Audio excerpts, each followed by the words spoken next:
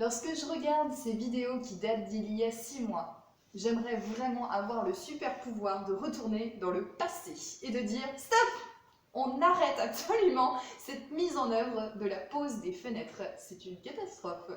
Oui, même si à ce moment-là, j'avais l'intuition que ça coinçait, que c'était vraiment pas comme ça que j'aurais fait, il n'empêche que j'étais débutante et que j'avais embauché 2 personnes professionnelles, je précise, pour m'apprendre à poser correctement des huisseries. Sauf qu'en fait, je crois que ces personnes ne le savaient pas faire, tout simplement. Je me permets de dire ça parce que la tempête Alex, elle est passée par là. Alors là, il n'y avait pas mieux pour vérifier l'étanchéité d'ouverture sur une maison. Et puis la tiny house a littéralement pris l'eau, mais genre bien quoi. J'en arrive donc à la conclusion que la pose des fenêtres, c'était vraiment pas ça. Je vous expliquerai dans un autre épisode le contexte du pourquoi j'ai embauché des gens déjà, pourquoi ça s'est fait aussi vite, pourquoi est-ce que j'ai pas réussi à dire stop, à dire non, on arrête. Mais là, sans plus attendre, on va regarder l'épisode ensemble. C'est parti!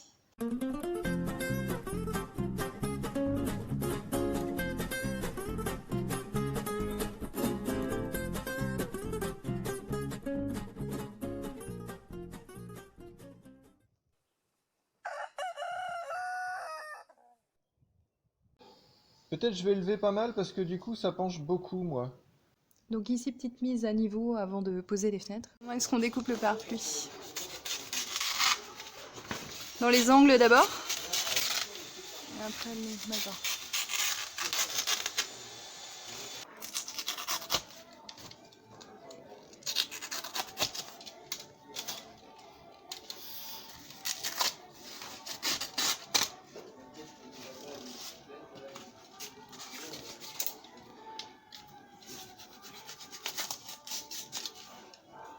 L'extérieur. Donc pour la fenêtre. Donc là, on va venir la mettre... la partie extérieure de la fenêtre, on va la mettre à fleur ici, de mes montants. À fleur de la structure. D'accord. Là. On va venir visser à l'intérieur. Ok. Voilà. Et concrètement, ça se passe comment une pose de fenêtre?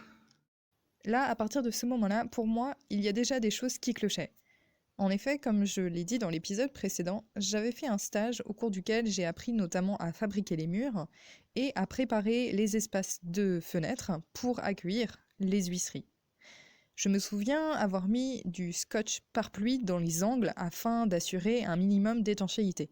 De plus, j'avais pris le temps de regarder différentes vidéos, d'autoconstructeurs par exemple, mais aussi de mise en œuvre proposées par différentes entreprises qui vendent des menuiseries, etc. À chaque fois, on retrouvait pour point commun un scotch d'étanchéité, ce qui n'est clairement pas le cas ici. Oh là là, la pose du compriband. Non, non, non, non, surtout pas comme ça. Oh. Et le pire, c'est qu'on m'a pas écouté. C'est incroyable, j'avais plus mon mot à dire sur mon propre chantier. Heureusement, j'ai un peu de caractère, et pour la deuxième fenêtre, qui est la seule que j'ai mise, j'ai pu poser le compriband comme j'en avais envie. Et pour cette fenêtre, on m'a quand même un petit peu suivi. D'ailleurs, c'est au moment des réparations que l'entreprise qui a refait mes fenêtres m'a dit qu'il n'y en avait qu'une seule qui était à peu près correcte. Et ben, sans vouloir me vanter, c'était la mienne.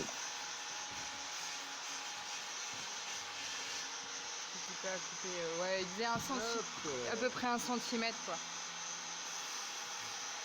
Voilà. Peut-être si je peux me permettre, il faisait dépasser genre là, tu vois. Hop.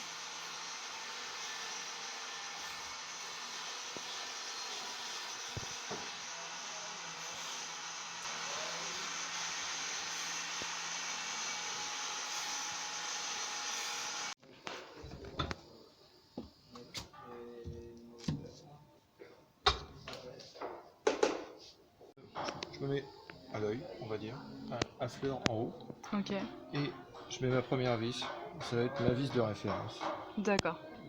Et du coup, je me mets le niveau.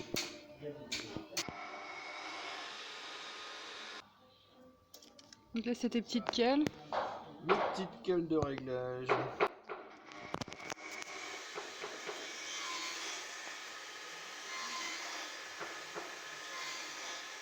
Donc là, c'est des queues d'équivalent 5 mm.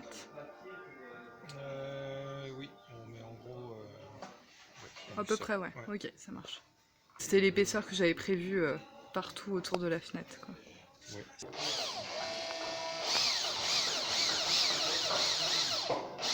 On va faire sauter la lisse basse pour faire passer la porte. Voilà, donc la lisse a été enlevée, la lisse basse. Et ben c'est bon, on va pouvoir poser la porte. Hein. Donc là, on voit bien que le pare-pluie n'a même pas été rabattu et que il n'y a pas de scotch, il n'y a rien. Ça va être posé comme ça. Ça vous donne une petite idée de l'étanchéité, quoi. Le rouleau de scotch pare-pluie est juste à côté sur le tabouret, mais il sera jamais utilisé. Je procède exactement pareil que les fenêtres au final. Ouais. Ok.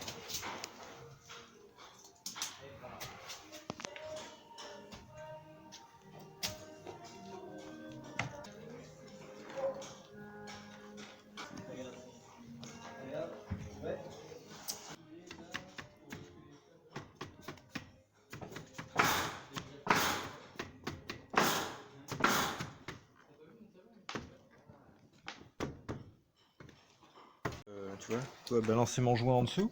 D'accord. Donc là, tu l'as surélevé un petit peu en fait avec Oui. les petites cales là. Et donc pourquoi en fait tu mettais pas de compribande en dessous, ça c'était plus compliqué? Parce que les pièces là, tu vois, c'est... Bon, elle est assez rigide, mais en fait, quand tu mets du comprimante, ça, ça gonfle un peu, enfin, Ouais, ça peut la tordre. Oui. Pour que la barre de seuil soit bien par terre, d'accord. pas de comprimante. Pas de compribande pour qu'elle soit bien. Ouais, d'accord. Donc on met directement le joint en fait.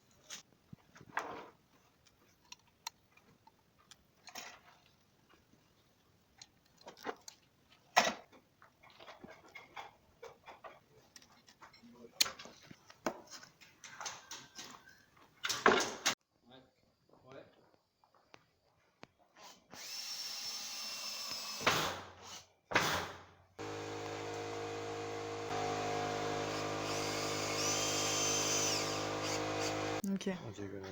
Ouais, donc ça a été vissé en biais.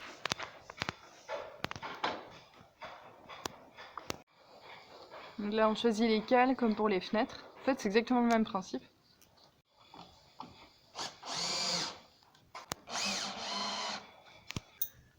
Ouais, on a petite biche là. Magnifique. Ouais. Oups là.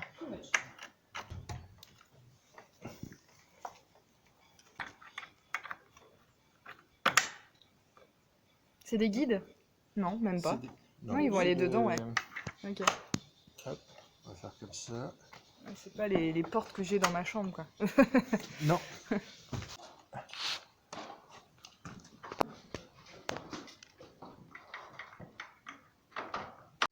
Bon bah ça y est, la porte est mise. Je vais pouvoir rentrer chez moi. Hop. Et voilà. Là, la porte elle est clairement crado parce que je l'ai acheté d'occasion. Donc là c'est pas grand chose, non, c'est du joint qu'il va falloir que j'enlève. Enlever les toiles d'araignée aussi, hein. Puis après elle sera toute belle. Comme neuve. Donc là au niveau du dormant, donc ça c'est l'ouvrant. Ça c'est le dormant. Et le dormant, il a une butée ici qui vient contre mon montant. Donc à partir de ce moment-là, ils étaient sur la dernière étape de la soi-disant étanchéité de mes huisseries, qui était donc de mettre du Sikaflex autour de la porte et donc pareil pour les fenêtres, en pensant que ça allait suffire pour pas que l'eau passe. Sauf que dans les angles, on l'a vu, hein, juste un peu précédemment, que le pare-pluie avait simplement été découpé et qu'il n'y avait aucun scotch pare-pluie pour venir étanchéifier tout ça, au niveau des angles notamment. Et donc, voilà, un joint Sikaflex tout autour, ça suffit pas du tout pour étanchéifier la zone. D'où des dégâts une fois que la tempête passe ou simplement des grosses averses dans le genre, voilà. Mais vous les avez déjà vues, ces images. Donc ici un petit exemple avant la pose du Sika, donc on voit comment ça a été posé, il y a même la petite cale de 5 mm qui est restée, qui n'a même pas été enlevée. Et donc là dans les angles, même si elle n'en voit pas, le pare-pluie a simplement été coupé sans scotch pare-pluie pour étanchéifier. Donc l'eau passe malgré le Sika. Je suis actuellement pas vraiment capable d'expliquer comment bien poser une fenêtre et une porte parce que je n'ai pas pu apprendre correctement. Cependant, j'ai vu des tutos qui sont très bien faits, comme un pingouin dans le désert. Voilà, ils ont fait 2 super tutos. Qui est sur les murs. Donc on va vous montrer comment on l'accroche tout le tour et surtout comment on fait les raccords pour que l'eau puisse pas s'infiltrer à aucun endroit. Ouais, bah j'aurais pas dit mieux. Merci les amis.